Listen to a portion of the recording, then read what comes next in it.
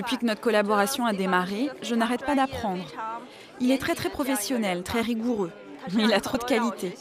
Et j'ai encore beaucoup à apprendre avec lui. Ça nous permet de réveiller une belle endormie et de faire des vins de qualité et de réveiller un terroir et un château. Donc c'est très intéressant. Évidemment, pour moi, en tant que technicien œnologue, c'est très intéressant. La belle endormie évoquée par l'œnologue, la voici. Des vignes devant le château, de grands arbres, une tour et des tourelles, un semblant de château de Belle au bois dormant. La tour Laguens, construite au XIXe siècle, avait tout pour séduire Daisy. Mais c'est bien pour le vin qu'elle s'est installée ici. Après avoir payé la propriété 1 400 000 €, elle en a déjà investi quasiment autant sur les conseils de son régisseur pour améliorer la qualité des vins. C'est la première année où on a décidé de vendanger manuellement. Donc on est vraiment passé à un niveau supérieur de ce qu'on faisait jusqu'à présent. Depuis le... Bien, très bien. Très bien. Alors, ça va. Merci. C'est gagné. Ben non, merci à toi. Le chai a été complètement remis à neuf, de même qu'a été remis à neuf le cuvier. Un tiers de la propriété a été arraché, replanté. De gros investissements ont été mis en place depuis la venue de Daisy. Daisy a été la pionnière, la première chinoise à s'installer à Bordeaux. Depuis son arrivée il y a 5 ans, le vignoble est devenu un pôle d'attraction pour les investisseurs chinois. En quelques années, une quarantaine de châteaux sont passés sous pavillon asiatique. Tout s'est accéléré après le rachat en 2011 du château de Viau par COFCO, un géant de l'agroalimentaire chinois. Cette opération a été un signal fort, comme l'explique Jean-Luc Coupé, banquier d'affaires spécialisé dans la vente de propriétés viticoles. C'est dur de le cracher, celui-là. C'est lui qui a organisé la vente de Viau à COFCO.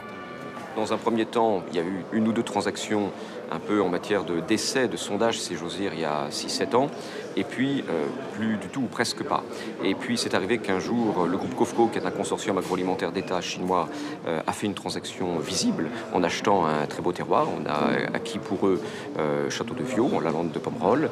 Depuis, on a une déferlante d'investisseurs avec une volonté d'aller apprendre un phénomène de vinification français et d'aller chercher cette légitimité qui, pour eux, veut que les grands vins rouges sur la planète se passent en France et de préférence à Bordeaux. C'est donc avant tout pour l'image de marque que les entrepreneurs chinois s'intéressent au vignoble bordelais. À la tête d'une agence immobilière, Karine Maxwell réalise de plus en plus de transactions avec les Asiatiques. Il faut dire que depuis 2 ans, la moitié des châteaux vendus dans le Bordelais l'ont été à des Chinois. Ici, nous sommes donc à Château-Quercy.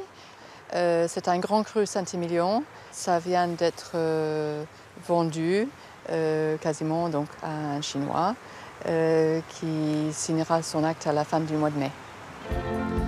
À Bordeaux, ce qu'on appelle un château, ce n'est souvent qu'une bâtisse ordinaire avec des vignes. Le problème, c'est que les Chinois cherchent, eux, des vrais châteaux.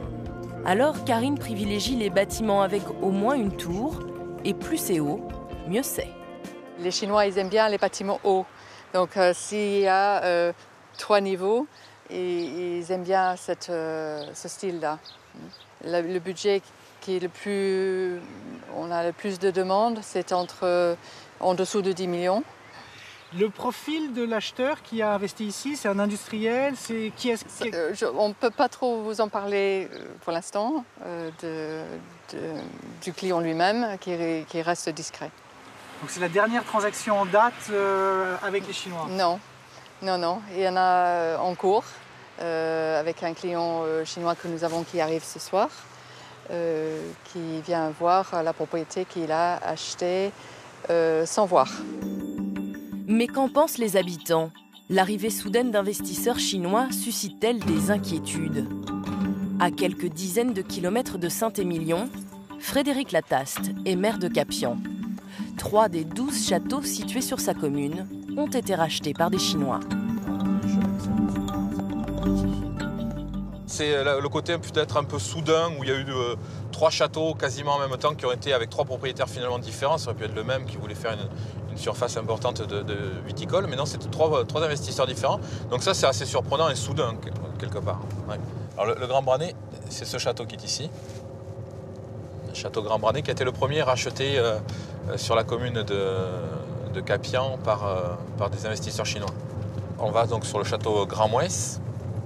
Donc le château Grand Mouès, c'est le château, j'allais dire, emblématique de la commune de Capian, dans la mesure où ce château est le plus grand en termes de superficie. Il emploie presque une vingtaine de salariés.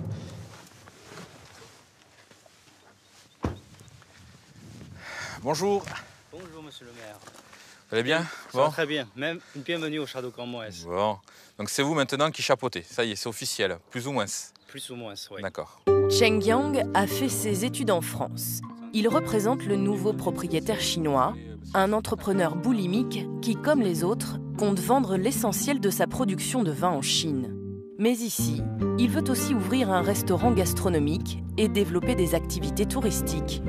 Et puis on a aussi des projets sur l'étude aussi, par exemple le circuit de VTT, aussi des balades équestres, un terrain de tennis et un practice de golf sont à l'étude aussi.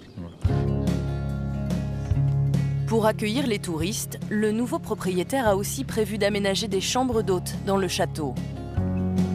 Un projet pareil, le maire n'y voit que des avantages. Des investisseurs de cette ampleur, oui, on est bien sûr content. Ça donne un dynamisme pour la commune par réverbération automatiquement. Et surtout, ce qu'on espère, c'est qu'à chaque fois qu'il y a une vente de ces grosses propriétés, que le nouveau viticulteur remette en avant la qualité du vin et par là même Capian, bien sûr. Et donc on est effectivement satisfait lorsqu'il y a des projets de développement. Si la région bordelaise, avec ses 8000 propriétés viticoles et ses centaines de châteaux, ne s'est guère inquiétée face à l'afflux de nouveaux investisseurs étrangers, la première acquisition hors de Bordeaux a fait beaucoup plus de bruit. Le journal de 20h, Julien Bugier. En France, en Bourgogne, le monde du vin en émoi après la vente d'un grand vignoble, le célèbre château de Gevrey-Chambertin. Il vient d'être racheté par un homme d'affaires chinois pour une somme record. En Bourgogne, l'arrivée des Chinois a fait l'effet d'un coup de tonnerre. Niché au cœur des côtes de nuit, le château de Gevrey-Chambertin est un vrai château, contrairement aux bâtisses bordelaises. Un monument chargé d'histoire. Construit au XIIe siècle par les abbés de Cluny, il a été acheté 8 millions d'euros par un Chinois de Macao qui a fait fortune dans les casinos. De quoi préoccuper Jean-Michel Guillon, président des vignerons de Gevrey-Chambertin. Le problème, c'est que des bâtiments du XIIe, il n'y en a pas 50 sur la Côte d'Or. Hormis Gevrey-Chambertin, dans le proche environnement, il y a le château du Clos Vougeot, qui est aussi du XIIe. Et je pense que là, il y aurait un gros scandale s'il était vendu aux Chinois. Qu'il ait acheté le château et les vignes, c'est une chose. Mais le problème, c'est que ça a fait monter anormalement la valeur. Et ce qui sous-entend qu'à terme, plus aucun vigneron ne pourra acheter de parcelles de vignes parce que c'est inamortissable. Et qu'après, on va être obligé de démanteler certains beaux domaines pour pouvoir payer les droits de succession. Daniel Caron partage ses inquiétudes. Il est le directeur pour la Bourgogne de la SAFER, un organisme public chargé de réguler la vente de terres agricoles. Le problème, ce n'est pas tant l'arrivée des Chinois que l'afflux d'argent et la spéculation. Le château a été payé beaucoup trop cher. Mais oui, il s'est fait avoir. Il s'est fait avoir. Nous, si on fait notre propre expertise, les vignes ne peuvent pas déplacer plus d'1 million d'euros. En mettant 2,5 millions d'euros sur le château, on avait fait à peu près le tour de la question et le tour d'une expertise foncière. Donc vous voyez que la différence, 3 à 3,5 par rapport aux 8 millions réglés par l'acheteur, c'est un prix que nous qualifions de prohibitif. Est-ce qu'on veut demain laisser une bonne partie de la Côte d'Or, les belles choses, partir à n'importe quel prix et auprès de n'importe qui ? Mais faut-il vraiment s'inquiéter de cette opération ? Avant ce rachat, le château était en piteux état. Parquet défoncé, poutres qui menacent de s'effondrer. Les anciens occupants vivaient dans une demeure quasiment insalubre. L'arrivée du nouveau propriétaire va permettre de le restaurer. Christian Laporte est l'architecte choisi pour réaliser ce projet. Il connaît bien Louis Senji, un grand amateur de vin de Bourgogne, qui a prévu de faire du château sa résidence secondaire et de le rénover à grands frais. Quel budget vous avez ou quelle est l'ampleur des travaux que vous Alors, allez il n'est pas tellement défini aujourd'hui. On sait grosso modo qu'on va être sur une restauration entre 3 et 5 millions d'euros, mais ça peut être un peu moins, ça peut être un peu plus. Aujourd'hui, c'est vraiment on est dans une très très très grande enveloppe. Monsieur Robert, bonjour. Quant à Jean-Claude Robert, le maire de Gevrey-Chambertin, du moment qu'on entretient le patrimoine, il n'y voit pas grand-chose à redire. Peut-être on aurait préféré que ça soit un autochtone ou un franco-français, mais bon, il s'agère qu'il y a des gens qui viennent du Nouveau Monde, qui ont beaucoup d'argent, et qui souhaitent l'investir pour protéger notre patrimoine. Moi, je crois qu'il faut l'accepter. Après, il faut être vigilant sur le projet et puis vérifier que tout ceci se fait dans les règles de l'art. La porte ferme pas très bien, n'ouvre pas très bien. La plus belle pièce du château. Voilà, elle est restée dans son jus. Bon, les enduits sur les murs n'y sont plus. Et c'est une pièce qu'on aimerait, nous, conserver vraiment dans cet état d'authenticité. Dans le vignoble français, les Chinois ne sont pas plus nombreux que les propriétaires de châteaux belges ou américains. Mais c'est l'ampleur de la vague et sa soudaineté qui surprend. Je pense qu'on n'a encore rien vu. Aujourd'hui, certaines transactions sont en préparation, des demandes relativement importantes de la part de gens très fortunés en Chine, avec des intentions d'acheter des vignobles qui peuvent représenter 100, 200, 300 millions d'euros. Donc ce phénomène peut s'accélérer. Jusqu'à présent, les Chinois n'ont acquis que des châteaux et des propriétés secondaires. Mais il est tout à fait possible que demain, un des grands noms du vignoble français change de pavillon. Bon, ça tombe bien, on a le ministre de l'Agriculture avec nous. Est-ce que vous craignez que des grands crus, je ne sais pas moi, le château Pétrus, le château Latour, le Romanée Conti, vous craignez qu'ils passent entre les mains d'investisseurs étrangers? Le vrai sujet, c'est que des investisseurs qui viennent, qui rénovent, ça doit rester dans un cadre extrêmement strict et précis. C'est celui qui consiste à refuser tout ce qui pourrait être un pillage. Ça avait déjà été évoqué, moi je me rappelle, dans mon département, à Saint-Symphorien, il y avait le château d'Écart. Il y avait un Japonais qui l'avait acheté. Il avait voulu emmener tous les meubles au Japon. On s'était tous mobilisés, je me rappelle, j'étais jeune, pour l'empêcher. Donc ça, c'est inacceptable. C'est quelqu'un qui vient, c'est parce qu'il aime, et c'est ce qui était dit tout à l'heure. Et à ce moment-là, qu'il valorise très bien. Puis deuxièmement, il y a le vin derrière. Et le vin, c'est un produit qui n'est pas un produit banal, c'est un produit qui a une histoire, c'est un produit qui a un terroir. Et donc, s'il y a des investisseurs, on doit aussi là respecter ce qu'est l'histoire qu'il y a derrière. Ça ne s'achète pas, ça se défend, ça s'appelle le patrimoine. Qu'est-ce qu'il en dit, l'historien? Pour ce qui est du documentaire, enfin de ce qu'on vient de voir, cette histoire d'achat de châteaux, de très grandes enseignes par des Chinois, qu'il faudrait rapprocher de l'achat par le Qatar d'un certain nombre de nos plus beaux hôtels particuliers parisiens, etc. C'est un problème politique majeur, à mon avis d'une importance très considérable, mais qui n'a pas grand-chose à voir non plus avec le tourisme. Ce qui concerne le tourisme dans cette affaire, c'est tout ce qui peut relever en quelque sorte de la dynamique. On se demandait tout à l'heure ce qui pouvait faire que les gens viennent ou ne viennent pas dans une région. Dans une région viticole, ils vont venir voir les grands crus. Mais une fois qu'ils ont visité le chai, une fois qu'ils ont vu les cuviers, il faut être capable de leur proposer des choses. Il faut qu'ils aient des choses à visiter, qu'ils aient des musées, qu'ils ont des centres d'interprétation. Il faut qu'il y ait des animations, des concerts, des choses sur la place. C'est une dimension très importante de créer des destinations.